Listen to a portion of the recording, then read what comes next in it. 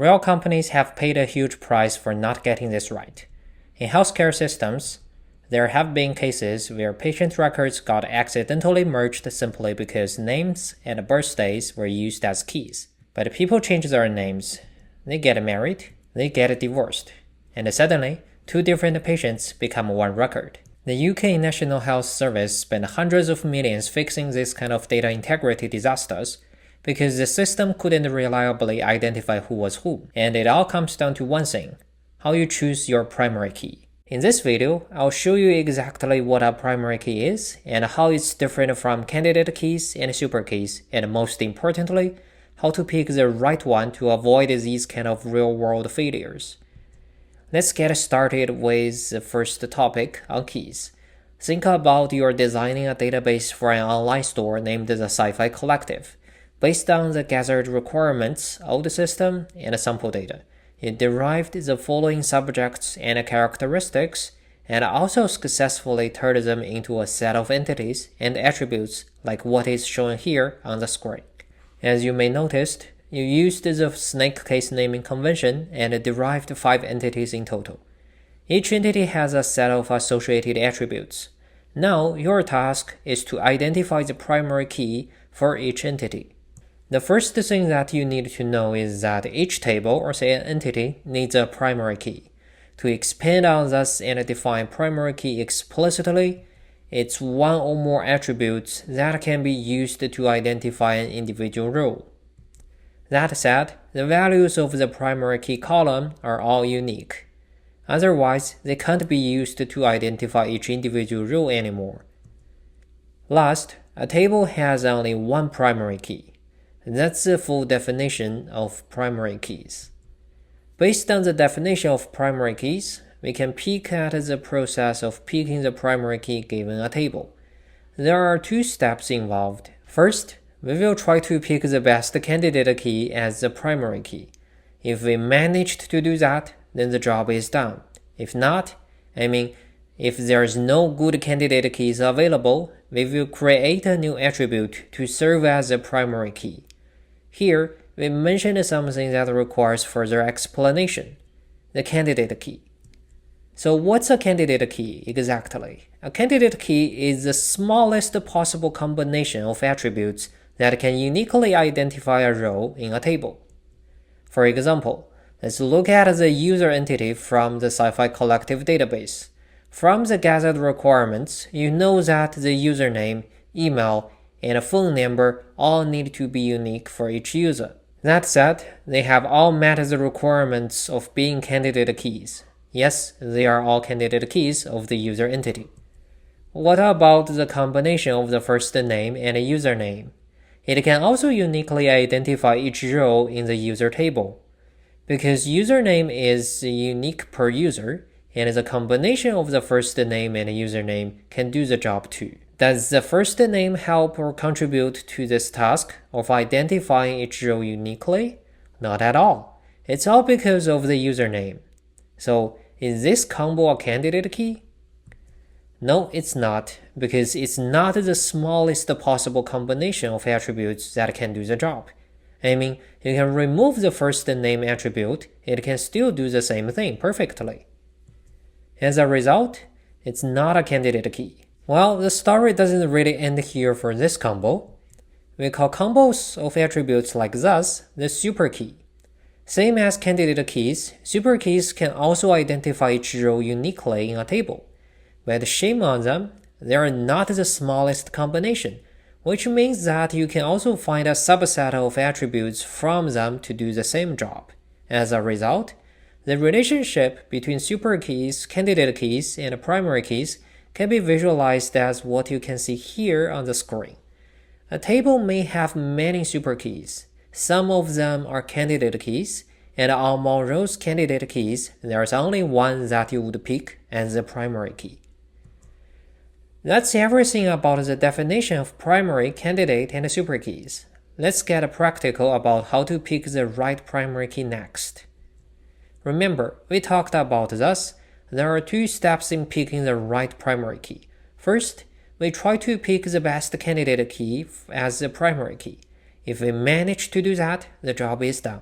If not, I mean, if there's no good candidate key available, we will create a new attribute to serve as the primary key. Let's focus on the first step for now. Do you remember the user entity? We have identified 3 candidate keys for this entity, including the username, email, and phone number attributes. Once you identify all the candidate keys, you need to pick one as the primary key. To achieve this, you will use a set of standards to help with the decision-making process. Here are some commonly used criteria. The most important one, of course, is whether an attribute contains only unique values, and whether it can be null or not. The minimum requirement for the primary key is that it contains all unique values, and its values cannot be null. Beyond that, the other criteria check whether an attribute is stable or not. By that, I mean whether its values change a lot or not. You also need to consider whether an attribute is simple, short, and familiar to you. If an attribute contains values that are relatively short, it will help speed up the database. Last, sometimes you may care whether the primary key can prevent redundant rows or not. By that, I mean some natural keys can inherently prevent meaningful duplications. And if preventing duplications is important to you, those attributes will be great choices for primary keys. If we apply these criteria to the 3 candidate keys in this example, we will have some results like this. Assuming that the Sci-Fi Collective allows users to register an account without providing phone numbers, it will make phone number attribute allow null values, so it can't be the primary key. Between username and email, it can be a hard decision. If the system allows users to change username in every 14 days, emails would be a better choice. When a primary key is picked, you will need to indicate it clearly in the representation of the entity. For example, one way to do it is to place a key symbol by the primary key attribute, like what you see here on the screen. In the user entity, we placed this key symbol at the very left side of the email attribute, which is picked as the primary key. Let's look at another example, the product table in the Sci-Fi Collective database. Based on the gathered requirements and information, we identified 2 candidate keys for this entity, or say this table. The first is the product code. The second is a combination of product name and manufacturer. We call a combo like this the composite key. Both candidate keys can uniquely identify each row, or say a product, in this table. The concept of code comes from the universal product code. Each product being shipped and sold around the world has a unique product code. To pick a primary key between the 2 options, you will use the same criteria that you just saw in the last example. In this case, the product code is a clear winner over the combination of product name and manufacturer. The product code is simpler and shorter, so we can add a key symbol by the left side of the code attribute, like this. So far, we talked about how to pick the best candidate key as the primary key. But it doesn't always work. Sometimes none of the identified candidate keys would work, or there are no candidate keys can be identified at all. Then we go to the second step, which is to create a new attribute to serve as the primary key. Let's look at an example. The review entity from the Sci-Fi Collective database. This entity represents product reviews, and it has 2 identified attributes, the review text and the review time. Neither of the 2 attributes can serve as a candidate key. Not even the combination of the 2 attributes. Think about it. 2 persons can submit the same worded reviews at the same time for the same or different products. None of them can identify a product review uniquely. When you apply the criteria for the primary key selection to them, it will become even more obvious. That said, you don't have a good candidate key available in the review table. What do you do in this case? When something like this happens, you will create a new attribute to serve as the primary key. For example, we can create an artificial attribute named review ID to serve as a primary key in the review table. We call this type of artificial primary key the surrogate key. It is a non-meaningful column that can uniquely identify rows in a table, and its values are typically auto-incrementing integers. The automatic increment is handled by the database system. As curious as you are, you may be thinking whether we can do the same thing to every table, forcing every table to use a surrogate key as a primary key. This will save us the effort of thinking. After all, what's so different between using product code and a surrogate key product ID as the primary key for the product table? If you ever used generative AI tools to help you choose primary keys, you will know that such tools strongly prefer to use surrogate keys regardless of the situation. It's worth mentioning that surrogate keys may not be the best design choice.